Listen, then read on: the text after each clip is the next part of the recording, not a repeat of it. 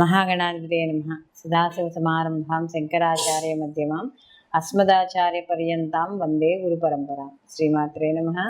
ప్రేక్షకులందరికీ స్వాగతం. రవి గ్రహ మార్పు. మనకి ప్రతి నెల కూడా రవి మార్పు చెందడం అనేది జరుగుతుంది.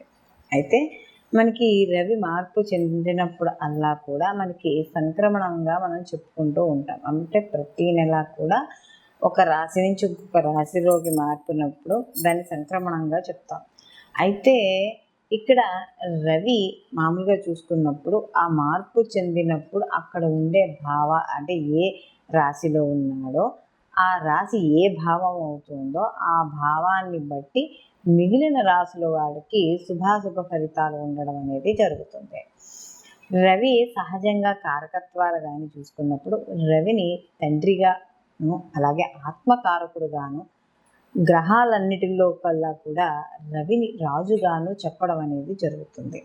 అలాగే రవి రాజకీయ పరంగాను వీళ్ళకి ముఖ్యంగా పట్టుదల, ఏదైనా ఒక చేయాలనే తపన, దర్పం అంటే ఒక అథారిటీ, ఇది ఎందుకు చేయరు అనే ఒక అధికారాన్ని చూపించడం.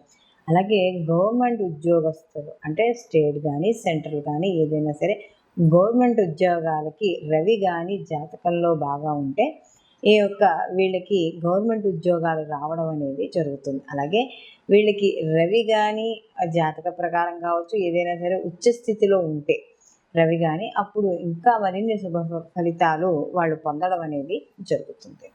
అయితే రవి కారకత్వాల్లో చూసుకున్నప్పుడు ఏదైనా సరే రవి ప్రతిదాన్ని కూడా సాధించుకోవాలి. రాజు ఎలా ప్రతిదాన్ని చేజిక్కించుకోవాలని చూస్తాడో అలాగే రవి కూడా ప్రతి అవకాశాన్ని కూడా వదులుకోకుండా దాన్ని ఒక స్టెప్ బై స్టెప్ ఎదగడానికి ప్రయత్నిస్తూ ఉంటాడు. అలాగే దండన, ఏదైనా రాజదండన అని చెప్తాం కదా, అలాగే ఇతర వాళ్ళకి దండించడంలోనూ ఇతరులను గట్టిగా మాట్లాడడంలోనూ అహంకారము దర్పము చూపించడంలోనూ కూడా రాజుకి ఈ యొక్క రవి అనేది మనం కారకత్వాలుగా చెప్పడం అనేది జరుగుతుంది.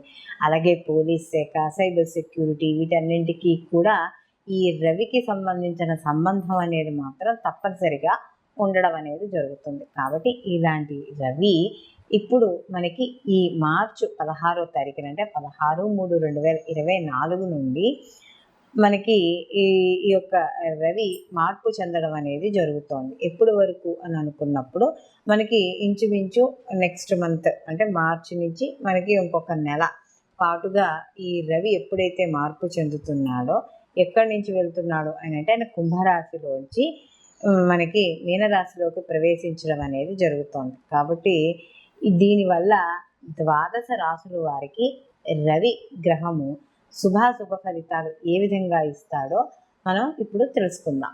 మకర రాశి.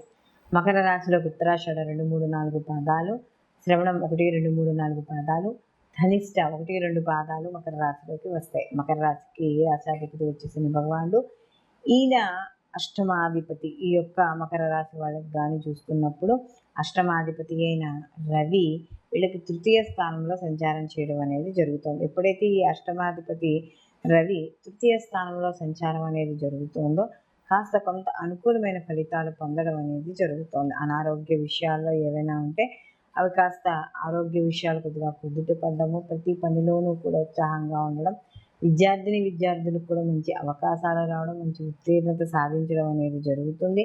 అలాగే బంధువుల్ని మిత్రుల్ని కూడా కలుసుకుంటారు, ఇష్టాగోష్ఠులు చేస్తారు. అలాగే కుటుంబ పరంగా కూడా కొంత అనుకూలత అనేది ఏర్పడుతుంది. కొంతకాలంగా ఏవైతే లోన్ల విషయాల్లో కావచ్చు, ఆర్థికపరమైన విషయాల్లో కావచ్చు, ఏవైతే అడ్డంకులు ఉన్నాయో ఆ అడ్డంకులన్నీ కూడా తీరి ముందుకు వెళ్ళడం అనేది జరుగుతుంది. ఆర్థిక పరంగా ధనప్రాప్తి అనేది ఖచ్చితంగా ఇక్కడ కలుగుతుంది.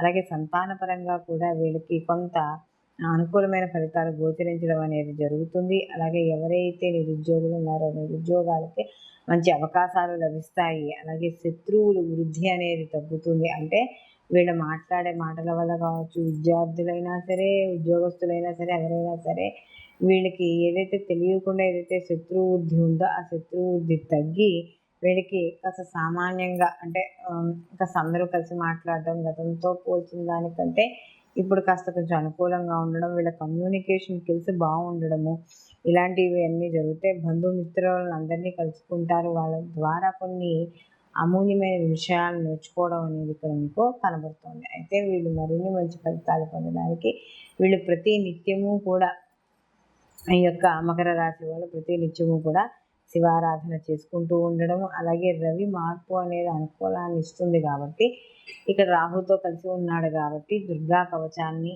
అలాగే మరియు వీళ్ళు ఈ యొక్క సూర్యనారాయణమూర్తికి సంబంధించిన ఏ అష్టోత్తరాన్నైనా సరే వీళ్ళు పారాయణ చేయడం, అలాగే వీళ్ళు శనివారాల నియమాలు పాటించడం ద్వారా మరిన్ని మంచి ఫలితాలు పొందడం అనేది జరుగుతుంది. మనం ఇప్పుడు రవికి సంబంధించి ఏ రాశి వాళ్ళకి ఎలా ఉంటుంది అనే విషయాన్ని మనం ఇప్పుడు తెలుసుకున్నాం.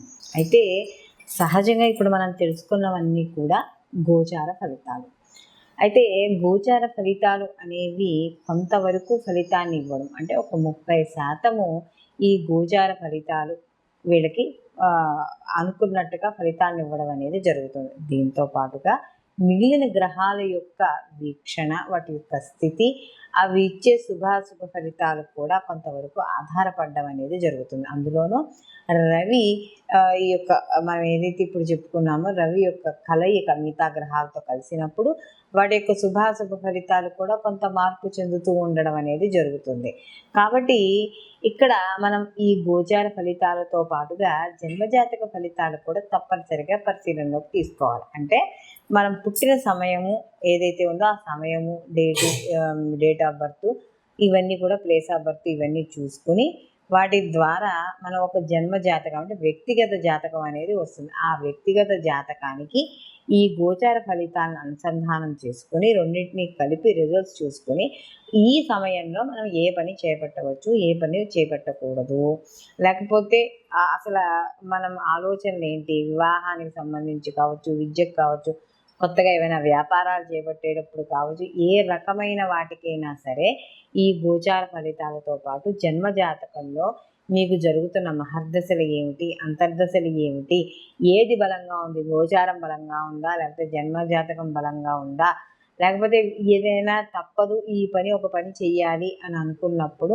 ఎటువంటి పరిహారాలు చేయడం ద్వారా మనకి అంటే ఎటువంటి పరిహారాలు చేయడం ద్వారా ఇప్పుడు చేపట్టే పని ముందుకు వెళుతుంది, ఇలాంటివన్నీ కూడా గోచారంతో పాటు జన్మజాతక ఫలితాలను కూడా తప్పకుండా పరిశీలనలోకి తీసుకుని అప్పుడు ముందుకు వెళ్ళడం అనేది చేయడం ద్వారా కాస్త అనుకూలమైన ఫలితాలు మరింత ఎక్కువగా పొందడం అనేది జరుగుతుంది. సర్వే జన సుఖినో భవంతు, లోకా సంస్థ సుఖినో భవంతు.